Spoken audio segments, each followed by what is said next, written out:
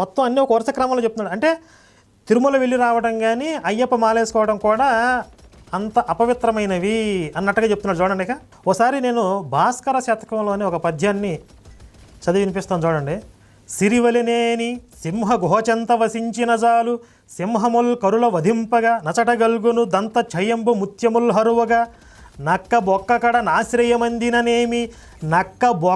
నాశ్రయమందిననేమి గల్గెడింగొరిసెలు దూడ తోకలన్ కొమ్ములు నిమ్ములుగాక భాస్కర.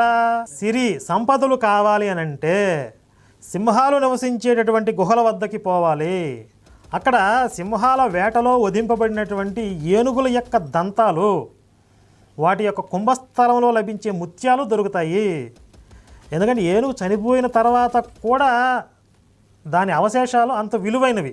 ఏనుగు చచ్చినాయ్యా బతికినాయ్యా అంటారు కదా, చచ్చిపోయినా కూడా దానికి అంత వాల్యూ ఉంటుంది అన్నమాట. కాబట్టి ఏనుగుల్ని